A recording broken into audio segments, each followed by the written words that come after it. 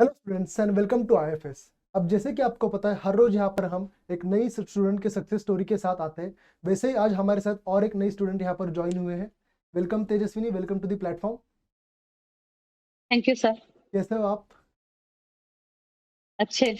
Okay okay, चलो आप ही बताइए आपकी अचीवमेंट, कौन सी एग्जाम आपने क्लियर की, आपका मार्क्स वगैरह क्या था, सारी चीज़ें बताइए। सर मैंने अभी सेट की एग्जाम दी थी ना ओके इस टाइम।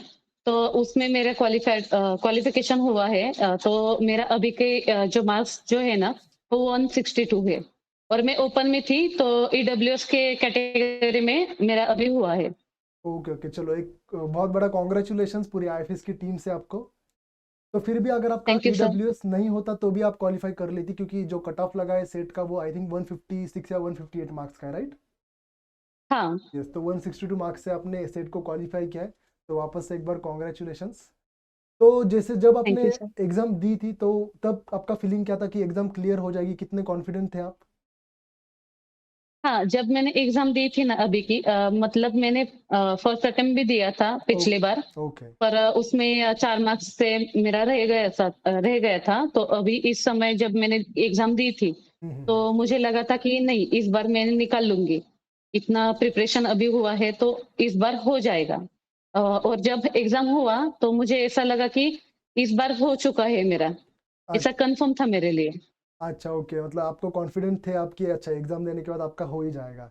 हाँ, ओके, हो जाएगा। चलो बहुत बढ़िया। और वैसे अगर देखें, अगर आप सेट की एग्जाम देखो, पहले सेट के पेपर्स थोड़े से इजी आया करते थे। अब लास्ट 2 ईयर से आपने भी ये चीज़ एक्सपीरियंस की है कि थोड़ा सा पेपर टफ हुआ है। हाँ, यस। हाँ सर। यस, बिल्कुल बिल्कुल। तो आप बताइए थोड़े से आईएफएस प्लेटफॉर्म के साथ आप कैसे जुड़े हो? मतलब क्या टेस्ट सीरीज ली है, ऑनलाइन के स्टूडेंट हो आप, ऑफलाइन के हो, क्या है मतलब कैसे आप ज्वाइन हो? अ, मैं 2080 की पास आउट हूँ। तो ओके। मेरे बैच के जो स्टूडेंट थे, वो हम्म। यहाँ पे आए थे पहले। तो उनका जब यहाँ पे आए थे, तो उन्होंने मुझे बताया था कि यहाँ पे ऐसा प्लेटफ़ॉर्म है। ओके पर तब मैं वहाँ कॉलेज जॉइन किया था मैंने, मैं टीचिंग के लिए जॉइन किया था। तो मुझे इतना पता नहीं था इस बारे में। तो मेरे जो फ्रेंड थे ना यहाँ पे आने के बाद उनका नेट गेट सेट क्वालीफाई हुआ था। तो उन्होंने मुझे बताया कि यहाँ पे जो पढ़ाया जाता है या टीचर लोग जो है ना वो बहुत अच्छे पढ़ाते हैं। तो तुम भी अगर ट्राई करोगी तो तुम्हारा हो जाएगा। पर वो उस समय मैंने इग्नोर किया। अच्छा। फिर मुझे ऐसा लगा कि वो जो बता रहे थे वो मैंने करना चाहिए था। क्योंकि ओके। कुछ तो क्वालिफ़िकेशन हमारे पास होगा तो भी हमारा कुछ आगे हो जाएगा। बिल्कुल तो बिल्कुल। इस वजह से मैंने 2 साल पहले यहाँ पे उन्होंने ही मुझे रेफ़र किया था कि यहाँ पे आओ। तो मैंने यहाँ पे आके ऑफ़लाइन में जॉइन किया था हमारे आईफ़ाज़ में। पुणे में है वहाँ पे। बिल्कुल। तो अ, जब मैंने स्टार्ट किया था तो मुझे ऐसा लग रहा था सब लोगों को आ रहा है, मुझे नहीं आ रहा। अब मेरा होगा क्या? शायद नहीं होगा, शायद तब किया होता तो हो जाएगा। पर यहाँ के जो टीचर लोग थे ना, उन्होंने बहुत सपोर्ट किया। बेसिक बेसिक जो थे सब उन्होंने क्लियर किया। मतलब जो डाउट थे या कॉन्फिडेंस लेवल जो लो हो चुका था मेरा कि अभी मेरा नहीं होगा वगैरह। तो बिल्कुल उन्होंने बिल्कुल। कहा कि ऐसे कोई नहीं कि सब लोग यहाँ पे आते हैं तो उनका कुछ भूल चुके होते हैं या स्टार्टिंग से आते हैं, तो तुम बिल्कुल। कर सकती हो इतना। तो उन्होंने कॉन्फिडेंस दिया मुझको और मैंने पढ़ाई स्टार्ट की, स्टडी किया अच्छा। और जो डाउट थे उन्होंने क्लियर किए यहाँ पे ऑफलाइन में। ओके और ओके। साइड बाय साइड मैंने ऑनलाइन के लेक्चर भी जॉइन किए थे उनके, जो ओके। टेस्ट सीरीज़ थे वो लिए थे। और हमारी जो टेस्ट सीरीज़ होती है वो उससे भी बहुत फ़ायदा हुआ मुझको। और संडे टेस्ट होता है ना हमारा, यस बिल्कुल। तो उससे ज़्यादा हाँ, ज़्यादा फ़ायदा हुआ हमारा। ओ। और पीवाईक्यूज़ के लेक्चर उन्होंने लिए थे, यस यस। उससे बहुत डाउट क्लियर हो गए। तो ओके उस ओके। वजह से अभी मेरा हो चुका है। अच्छा, अगर हम यहाँ पर प्रिपरेशन की आपकी जर्नी देखें तो आपने कहा जैसे कि 2018 में आपकी एमएससी हुई है, सही है? हुँ, तो फिर आपकी एमएससी किस में हुई, सही है। स्पेशलाइजेशन क्या है आपका? मेरा स्पेशलाइज़ेशन ऑर्गेनिक केमिस्ट्री है। ऑर्गेनिक केमिस्ट्री है। ओके, चलो फिर उसके बाद हुँ, आपने तुरंत जॉब ज्वाइन किया था या आप उसके बाद ही प्रिपरेशन स्टार्ट कर हाँ। रहे थे कॉम्पिटिटिव एग्जाम की? नहीं, तभी मैंने जॉब जॉइन किया था। ओके तभी इस बारे में मुझे ज़्यादा पता नहीं था ना, इस वजह ओके। से मैंने जॉब जॉइन किया था। फिर 2-3 साल बाद मुझे ऐसा लगा कि मैं भी पढ़ाई करनी चाहिए। नेट सेट क्वालिफाई होना चाहिए, तो इस वजह से मैं यहाँ पे आई। ओके, तो जब आप जॉब कर रहे थे तब मतलब जॉब भी आपका टीचिंग रिलेटेड था या कुछ और ही था? कि लाइक आप सब्जेक्ट के हाँ, टच में थे? टीचिंग रिलेटेड था। अच्छा, मतलब आप हाँ, केमिस्ट्री के टच में थे। सब्जेक्ट के टच में।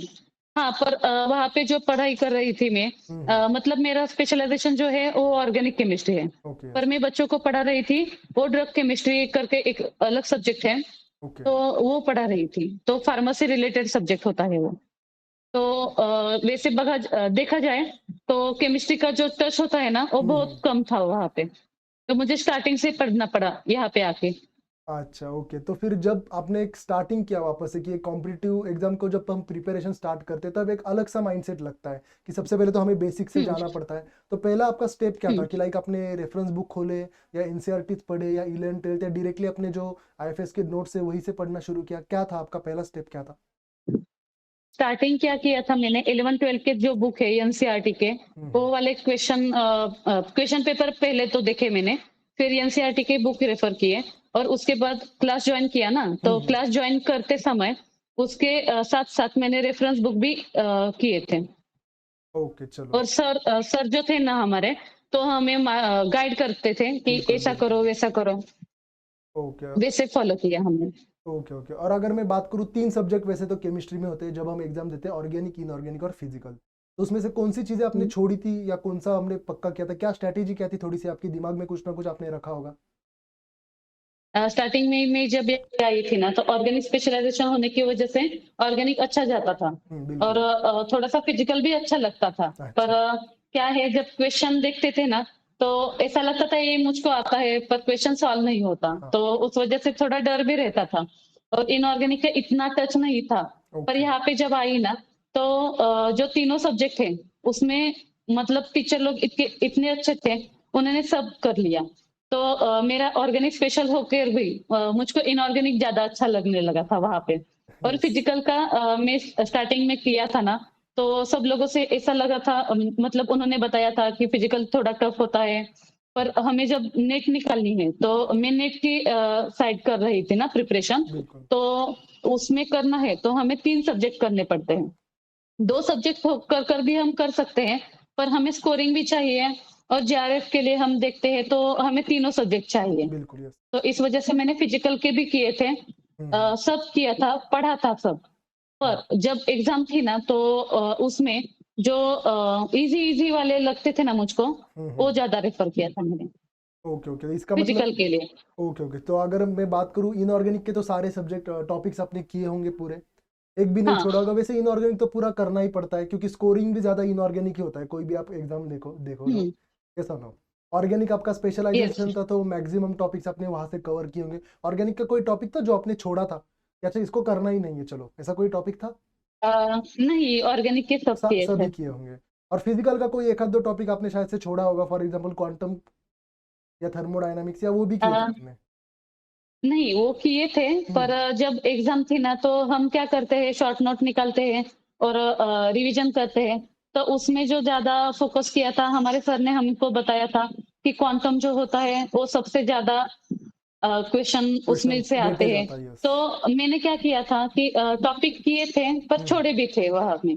केमिकल काइनेटिक्स है ना, तो वो मुझे थोड़ा टफ़ लगता था। टफ़ लगता मतलब क्या है कि मुझे आता है सब, पर हम्म। जब हम क्वेश्चन सॉल्व करने जाते हैं ना, तो क्वेश्चन समझ नहीं आता या उसमें ज़्यादा टाइम जाता है, तो इस वजह से मैंने उसको साइड किया था।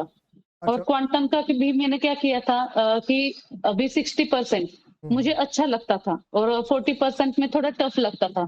तो जो जितना मुझको ईज़ी लगता था ना, वो पार्ट मैंने उसमें से किया था। और ईज़ी-ईज़ी वाले जो टॉपिक जो होते हैं, सरफेस वाला, पॉलीमर वाला या ग्रुप थ्योरी, तो वो हम्म। मैंने किए थे। और उसमें हमारा अ, स्पेक्ट्रोस्कोपी वाला जो पार्ट जो था ना, बिल्कुल। तो उसमें भी 100% नहीं हुआ था मेरा, हम्म। बट 60% उसमें भी किया था मैंने। ओके, ओके, और अगर रेफरेंस बुक की बात करूँ, आपने रेफरेंस बुक खोले थे, पढ़े थे, या सिर्फ नोट्स के ऊपर आपने ट्रस्ट दिखाया था और previous year question paper solve किए थे? मतलब अगर कोई स्टूडेंट पूछता इनऑर्गेनिक और है फिजिकल कि रेफरेंस बुक पढ़ने चाहिए जब हम प्रिपरेशन कर रहे हैं, तो आपका क्या आंसर होगा कि नेसेसरी है या नहीं है नेसेसरी? आप क्या कहोगे? जब मैं यहाँ पे आई थी ना, तो मैं पूरी ब्लैंक थी यहाँ पे आके हाँ। और मैंने सिर्फ आईफास के जो टीचर थे ना, उन पे ट्रस्ट किया था। बिल्कुल। जो वो सिखाते थे ना, उस पे ज़्यादा फ़ोकस करती थी। बट जब हमारा सब हुआ था ना, तो ऑर्गेनिक के लिए सिर्फ़ मैंने रेफ़रेंस बुक यूज़ किए थे। ओके। इनऑर्गेनिक और फिज़िकल सर ने जो दिया था ना, उस हुँ। पे ही ट्रस्ट किया था मैंने। बिल्कुल, क्योंकि होता क्या है, अगर रेफ़रेंस बुक को समझना है तो उसके लिए पहले बेसिक्स आपके बहुत अच्छे होने लगते हैं। नहीं तो रेफ़रेंस बुक आप जब हुँ, खोलते हो तो ज़्यादा सी चीज़ें तो सर के ऊपर से ही चली जाती है। तो हर कोई चीज़ रेफ़रेंस बुक में से हुँ, हुँ। डिफ़िकल्ट ही लगने लगती है कि नहीं? हर एक स्टूडेंट का तो हाँ, वही सर। होता है। Yes, sir. तो अगर आपका बेसिक बहुत अच्छा है तो ही आप रेफ़रेंस बुक को खोलो, नहीं तो जो आपके पास पहले नोट्स है उसको अच्छे से पढ़ो, उसको रिवाइज़ करो, तभी आप हुँ। जाकर रेफ़रेंस बुक से कुछ चीज़ें जो है समझ पाओगे। सही है?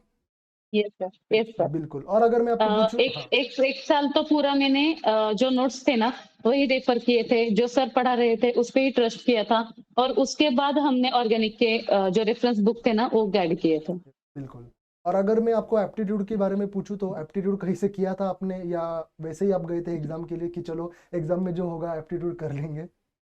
यूजुअली हुँ, बच्चे वैसे भी जाते नहीं हैं। सर। हाँ, यस बताओ? हुँ। शोभिक सर थे ना हमारे, यस, तो बिल्कुल। उन्होंने हमारे हाँ, लेक्चर लिए थे वहाँ पे हुँ, हुँ। और उससे ज़्यादा मतलब क्या है, हम क्या करते हैं, पार्ट ए को छोड़ते हैं या छोड़ते वहाँ पे जाकर देखते हैं, ऐसा करके हम छोड़ देते हैं वहाँ पे। बिल्कुल, बिल्कुल। पर मैं जब मतलब मैं एमएससी में थी ना, हुँ, हुँ। तो मैं एमपीएससी का भी स्टडी कर रही थी ना वहाँ पे। Okay, okay. तो कॉम्पिटिटिव एग्ज़ाम का स्टडी कर रही थी, तो इस वज़ह से मेरा वो वाला पार्ट है, वो थोड़ा अच्छा था।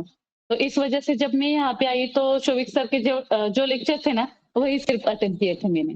पर एक है, जब हमें स्कोरिंग करना है ना, तो उसमें से भी मार्क्स अगर मिल जाए, तो हमारा स्कोरिंग हो जाता है। बिल्कुल, बिल्कुल, क्योंकि सेट तो वो में तो छोड़ना नहीं यस, चाहिए। एप्टीट्यूड का हेल्प आपको लेना ही होता है, क्योंकि आप वैसे ही अगर नहीं जा हुँ, सकते, नहीं तो काफ़ी सारे बच्चों का यही देखने को मिलता है कि 2 मार्क्स या 4 मार्क्स से सेट रह जाता है। तो वही होता है, वो हुँ, बच्चे हुँ, वही होते हैं कि एप्टीट्यूड करते नहीं है, जो एग्ज़ाम में आएगा तब देख लेंगे या सभी क्वेश्चंस को ऐसे ही तुक्का मार के आगे निकल जाएँगे, ऐसा एक एटीट्यूड होता है स्टूडेंट्स का। तो फिर कहीं न कहीं वो एक हुँ, आपका जो कट ऑफ है वो कहीं न कहीं रुक जाता है फिर। तो हुँ। एप्टीट्यूड भी थोड़ा-सा तो आपको करके जाना ही पड़ेगा। तो सेट 2 सब्जेक्ट के ऊपर क्लियर कर सकता है कोई स्टूडेंट अगर फिज़िकल केमिस्ट्री या फिज़िकल इनऑर्गेनिक, इनऑर्गेनिक ऑर्गेनिक करके जाए या तीनों भी करना चाहिए? आपका क्या होगा सजेशन? अ, हाँ, कर सकते हैं, पर हमें गारंटी होनी चाहिए कि मैंने जो किया है ना, हुँ, हुँ। उसमें मुझे 100% मार्क्स मिलेंगे ही मिलेंगे। अच्छा, मतलब उस अगर 2 इतनी गारंटी है तो ठीक है। यस। पर क्या है, अगर हमें सेफ सेफ जो मार्क्स है ना, उसमें जाना है ना, तो तीनों भी सब्जेक्ट करने चाहिए। ऐसा तो मुझे लगता है। यस, बिल्कुल, नहीं तो 2 सब्जेक्ट के ऊपर जा रहे हो तो उस 2 सब्जेक्ट के ऊपर आपका कमांड भी उतना ही अच्छा चाहिए, है कि नहीं? अच्छा चाहिए और 50-50 होता है ना, यस, कि हो भी जाएगा और नहीं नहीं भी। भी हो जाएगा, बिल्कुल वही। तो अगर आपके आप प्रेज़ेंट की बात करें तो आप क्या कर रहे हो अभी? अभी भी टीचिंग कर रहे हो आप? हाँ, अभी मैंने कॉलेज में जॉइन किया है टीचिंग के लिए। अच्छा, तो फिर क्या पढ़ाते हो आप वहाँ पर? अ, ऑर्गेनिक केमिस्ट्री और फिजिकल केमिस्ट्री यहाँ पे पढ़ाती हूँ। ओह! चलो बहुत बढ़िया, तो फिर आपका तो एक्सपीरियंस और काम आया होगा आपके एग्ज़ाम में। कौन से लेवल को पढ़ाते हो आप वैसे? हाँ, अभी बीएससी के लिए सेकंड ईयर और थर्ड ईयर के लिए पढ़ाती हूँ। अच्छा, अरे वाह! बहुत सही है। और आगे फिर आपका टारगेट क्या, आप सीएसआर नेट शायद से आपका टारगेट होगा, आप देने वाले होंगे? हाँ, सीएसआर नेट है और मुझे पीएचडी के लिए जाना है और रिसर्च में इंटरेस्ट है ना, तो वहाँ पे मुझे जाना है। तो साइड बाय साइड एक थोड़ा-सा जो होता है ना बी प्लान, तो यस, यस। अभी सेट की एग्ज़ाम दी थी, तो घर बैठने से बेहतर है कि कहीं पे पढ़ाई जाए। तो यहाँ पे क्या है, जो सिलेबस जो है, तो हुँ, वो हुँ। सब हमारा नेट का ही सिलेबस है। तो मुझे बिल्कुल। वो पढ़ाने में भी अच्छा लगता है और एक कॉन्फिडेंस लेवल बढ़ता है ना वहाँ से। Yes, yes. तो मैंने यहाँ पे जॉइन किया, साइड बाय साइड मेरा नेट का प्रिपरेशन भी अभी चल रहा है।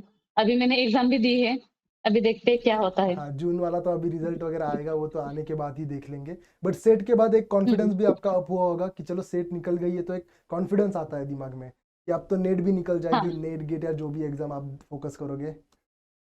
यस, हाँ बिल्कुल। सर। ओके, और फ्यूचर प्लान्स मतलब आप, क्या हाँ, है हमारे बोलिए, बोलिए। नेट की एग्ज़ाम की अभी प्रिपरेशन कर रही थी ना, तो मुझे पहले ऐसा लगा कि मेरा होगा या नहीं होगा। हुँ, हुँ। पर जब मैंने सेट की एग्ज़ाम दी ना, तो मुझे एक अंदाज़ा आ गया था कि मेरा अभी सेट का हो जाएगा। तो एक यस। कॉन्फिडेंस लेवल बढ़ गया था कि हमारा नेट का भी हो जाएगा। तो इस वज़ह से अभी एग्ज़ाम जो दी है ना, तो उसमें अच्छा गया है। अभी देखते हैं रिज़ल्ट आने के बाद। यस, बिल्कुल, प्रोविज़नल की आंसर की आपने चेक की है? हाँ, सर नहीं की। अच्छा, चलो कोई नहीं, रिज़ल्ट आने के बाद मुझे पता है मैं ही आपका वापस इंटरव्यू लूँगा। Yes, thank you sir. बिल्कुल बिल्कुल। तो अगर आपके फ्यूचर प्लान्स की बात करें तो पीएचडी करना चाहते हो आप, मतलब गोल एकदम क्लियर है। हाँ सर।